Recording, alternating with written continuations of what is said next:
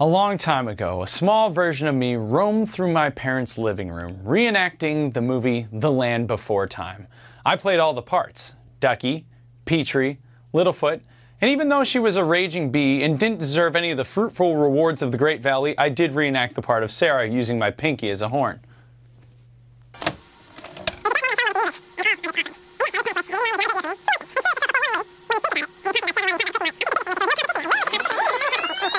You're wearing sweatpants. No, your dad's in a FUBU suit and you're thinking, what am I doing here? Sweep the leg, sweep the leg, sweep the leg. What? At 1? At 10. It's at 10? There's a 10 o'clock meeting. Everyone's being summoned. Okay, I'm still good. I've got like 2 seconds. Bart J. Simpson. Oxygen problem. Like the 3 dogs from Homeward Bound. Sure, I've lost my way, but I'm back to explore tabletop, adventure, fantasy, personal finance. No, who wrote that on the cue card? You know I'm bad at math and all things life as we know it. So welcome to Late Night. Or is it?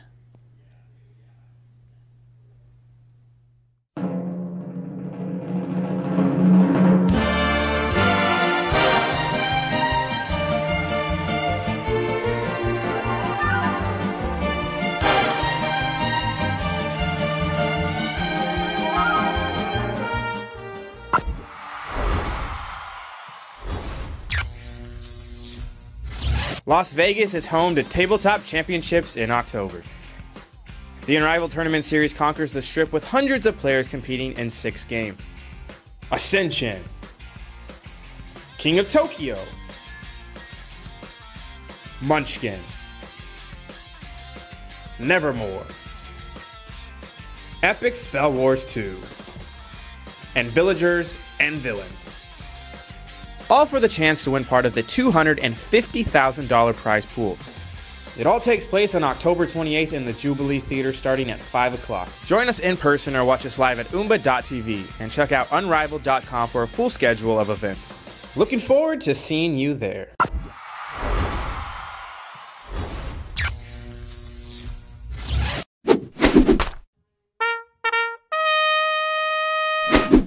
Okay, so you're in the dark web. I'm not gonna ask any pressing questions. You've made your way around the Tor network and you think you know everything you need to know when it comes to games, but maybe, just maybe, lying underneath the Mjolnir are more games that you haven't heard of. Well, let's be honest, if you're in the dark web, you've probably heard of them. But just in case you haven't, we're gonna talk a little bit about...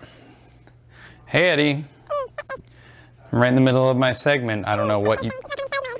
No, I didn't leave you any stuffed crust pizza.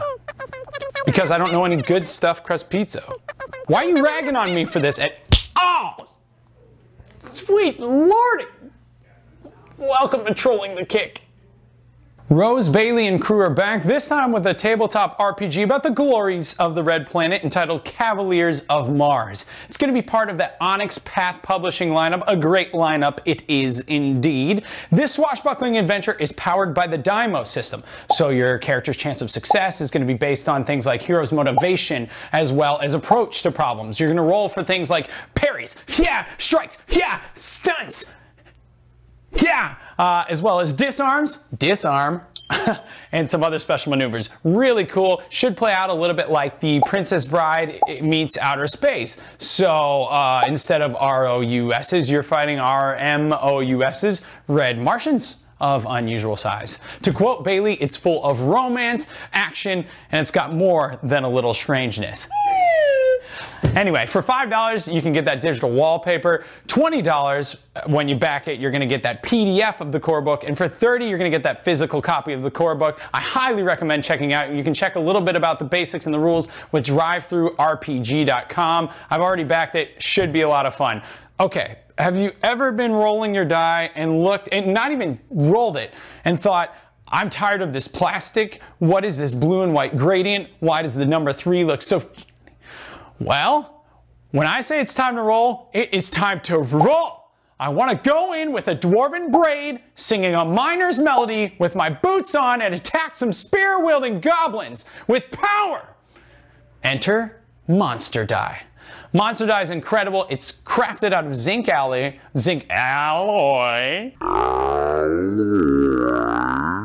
They coat it with copper, silver, or titanium and red. And trust me, that titanium red is amazing. And they're monsters, and they are some cool looking monsters. Ride into battle with your basilisk, break down some doors with a kraken or a fire drake. They look incredible. Check them out. They've almost met their goal, and I guarantee you're gonna like the product. Really cool. $9 is gonna get you one of those Monster Die. And let's be honest, monsters and die go as well together as undies and elastic. Finally, we move on to Resident Evil 2, the board game. With several days to go, they've almost reached the $1 million mark and are well on their way. The question is, will this be another Zombicide? Yeah, a fun co-op game, but we've seen it already. Who doesn't want to wear a goalie mask and wield a katana, slice up some skin-shedding walkers? Or is it going to be another Dark Souls-style mini packaging failure? Don't touch the minis! Don't mess with the base. The packaging is intricate. Dancer plus base equals leave on shelf.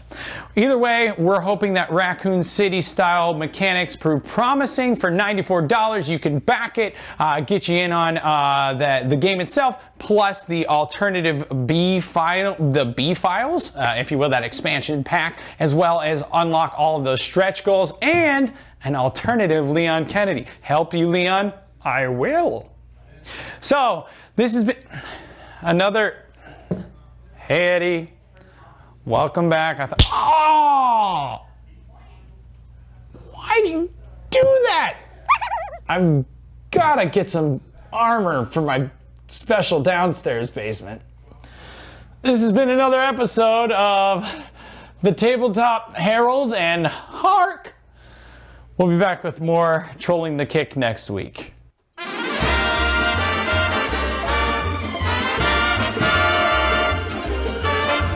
Welcome to a sensible argument between two gentlemen.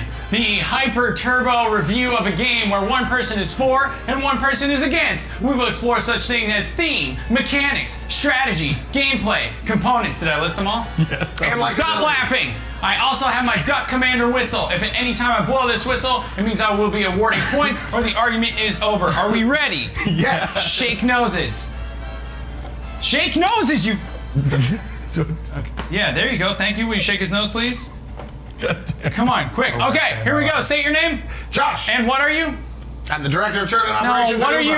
What are you in the review of Catan? What are you? Oh, then I'm against it. And what are you? I'm CJ. And I'm what? You know his stance. Players, are we ready? We've shaken noses. Here we go. Go, CJ. Okay, so Katana is an amazing game in which you basically play with your friends, you quickly roll dice, collect resources, and basically be the first one to get 6 points. Okay, Josh, go. It's a game where you and your friends argue a lot over how to trade resources because there's not good setup trade rules. The politics behind the game and the way the game ends up laying. Stop! You got political. Minus 1 point. 1 point to CJ. Next, beat. Theme, go. The theme of the game is that you are actually Settlers of Catan. This is Catan, which is the map in front of us that we are exploring. We are settling with villages, we are settling with cities, building roads, and trying to build as much land as possible. How many roads have you ever built in your life? 0. Minus 1 point for CJ. Josh, strategy, go. For the record, I built 16 roads once. 2 points for Josh. Nailed it. Star Trek Catan is awesome. Regular Catan is just kind of plain. It's plain. It's very blank. There's no defining characteristics of the cities. There's not a whole lot of difference between the two. And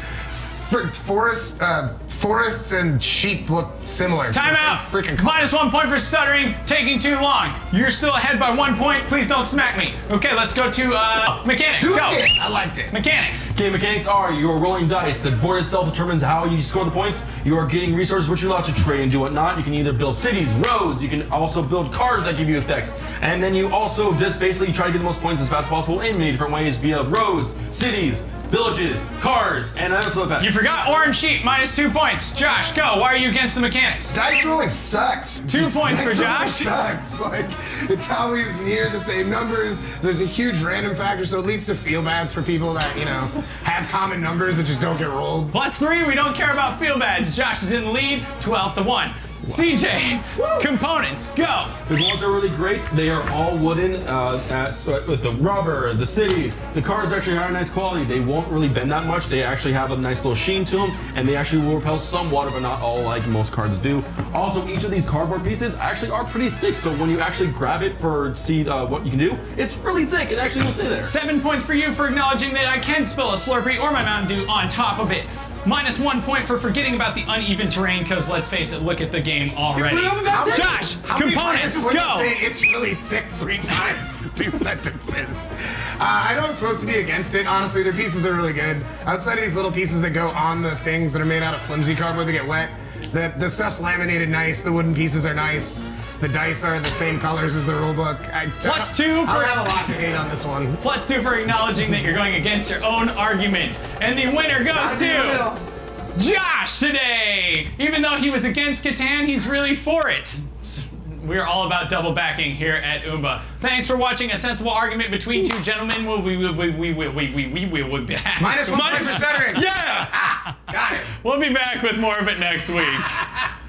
On myself. We'll be back with more Late Night or Is It right after these messages.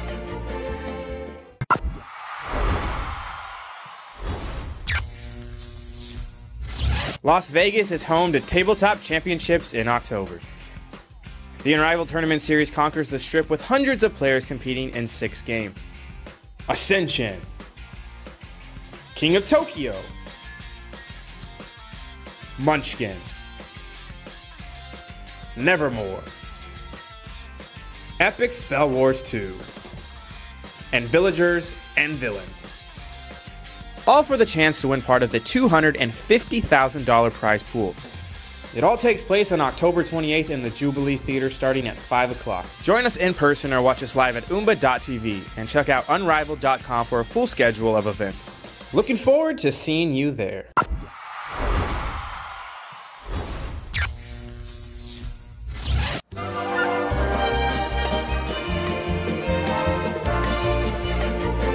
Being a part of the Unrivaled series means long days and even longer nights, unless you're the road crew, at which point you're chugging Mountain Dews all the time in Deloge, Missouri. Shotgun! I guess what I'm trying to say is that when exhaustion strikes and tabletop strikes back, it can get really ugly.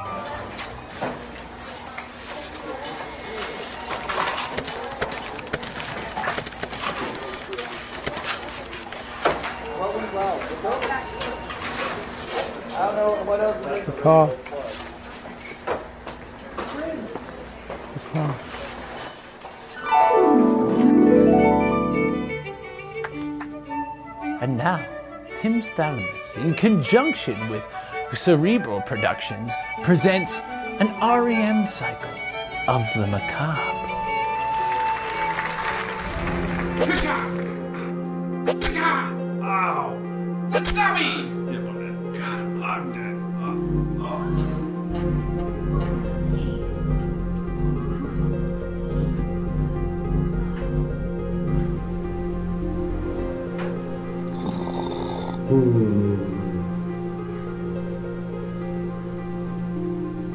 I feel terrible.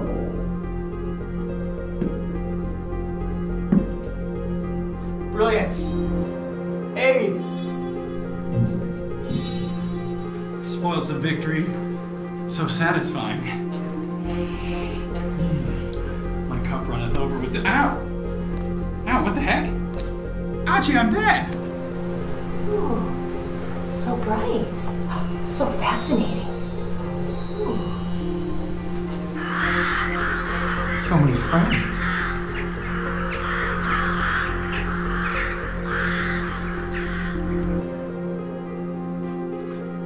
I feel outstanding. Impaired. Drained. Enraged. Caca. Nevermore. Never.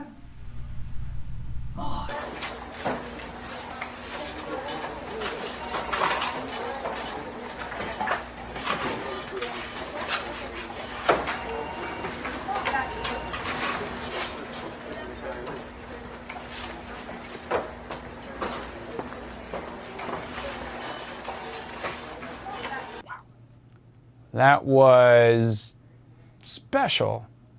God forbid you catch me in a full REM cycle. Whew. Anyway, this week on Publisher's Corner, we head right up the street to check out a company who's always doing some amazing things. Cryptozoic Entertainment.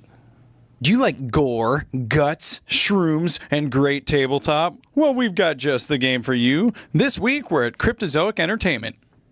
Here we are for Publisher's Corner. I'm Tim, as you well know, and I'm here with just someone who I idolize, Corey Jones. Corey, tell him your official title, just so I don't spoil it. It's a theatrical performance. For board games, I'm one of the founders of Cryptozoic, yes. And I'm also the creator of Epic Spell Wars, of the Battle Wizards. Of the Battle Wizards.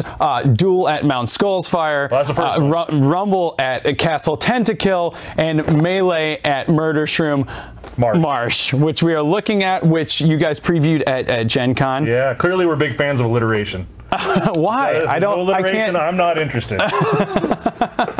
Oh, alliteration's the best. Alliteration and wizards. Yeah, alliteration's part of the thematic of Epic Spell Wars. Usually we focus more on sex and drugs and being as offensive as possible, but we also put some alliteration in for sure. Why? What do you mean? What is Grizz Glowballs?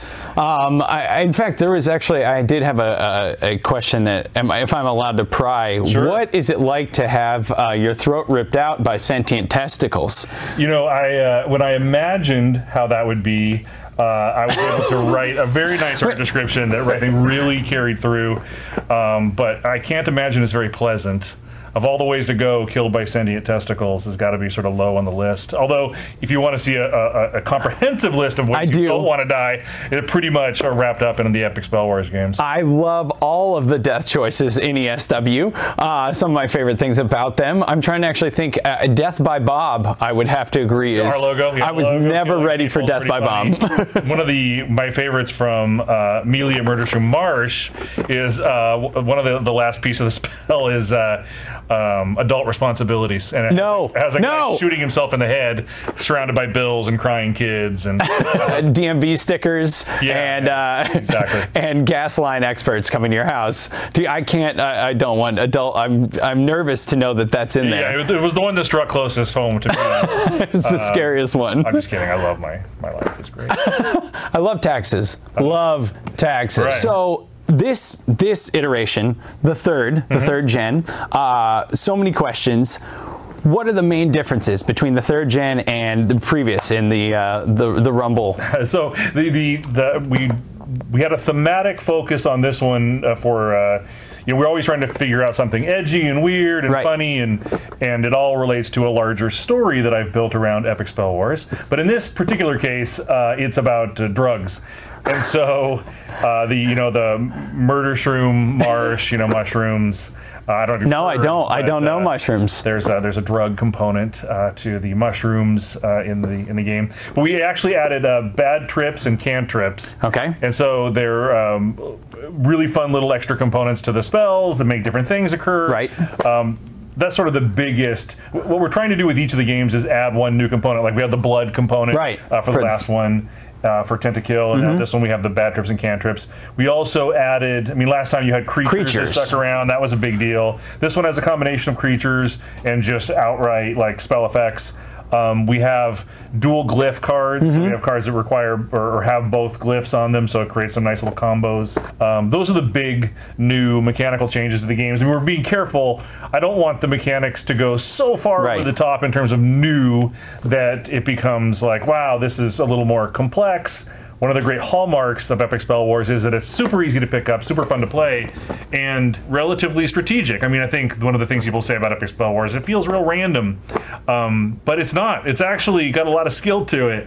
The young lady who actually won the second ever Annihilageddon tournament at Gen Con actually got second place in the third one, and I was like, oh, I wanted her to win both because it was such a good sort of proof in the pudding that skill really does have something to do with Epic Spell Wars, and it's not all random. It's actually very skill based. You can't just roll your way into a hand of God all the time. You've got to think a little bit about where that hand is going. Sure, variance is a big part of Epic Spell Wars, and that's what's fun about it. Is that sometimes you just get this live the dream moment. That's what we call it.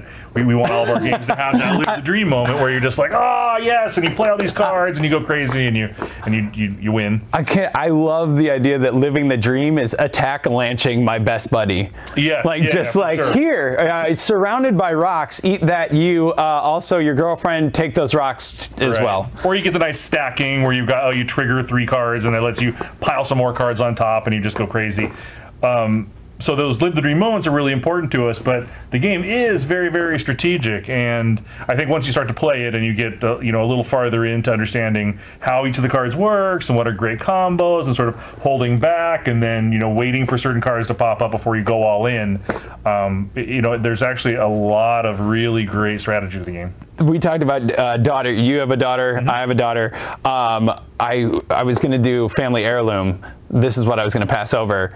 So it's important that I actually take this copy of this. I feel bad for the kid. Why? This is your inspiration. You're giving her things to think about. Yeah, I guess. Drugs, STDs, and more drugs. My daughter, actually, I put her in the first one. What? Her name is Holiday. So Princess Holiday and the Fury Corn in the first one is actually named after my daughter. She was not impressed. She did not care for that. What? That's such an honor. I know. I put her in all my games, but she's always like, thanks. Are you kidding me? Is she in? She likes it. I put her in Hex, my digital card game. She liked that, but at some reason she's not very princessy. So I made her a princess, and she was kind of pissed. Like, is she anything different in the second or third, or no? No. She was just like, I'm backing out of after that series. Like, believe she told me, if you want to put me in games in the future, you're gonna have to get my permission, something in writing. All right, we'll hold a broadsword to you. That is awesome. Thank you, Corey Jones. We appreciate it. Thank you for everything. Check it out, Epic Spell Wars. This is Epic Spell Wars 3 Melee at Murder Shroom Marsh. Get it at your local gaming stores. We will see you later. That is celebratory 5. Thank you so much for watching Late Night Or Is It? Plus 5 points if you're playing our in-house competition game. We love our Oomba competitors. Plus 5 to you if you notice that I grew a beard and it got shaved all within the episode. Facial lice is nothing to joke about. If you have a facial infestation, try Non-Itchy Mitchy, new from Nitchum. Nitchum nicks the scratch. Finally, it's with a heavy heart that I announce my goodbye. This was it for us. We did good. We got one episode in and then we got canceled. I can't imagine a more gratifying audience.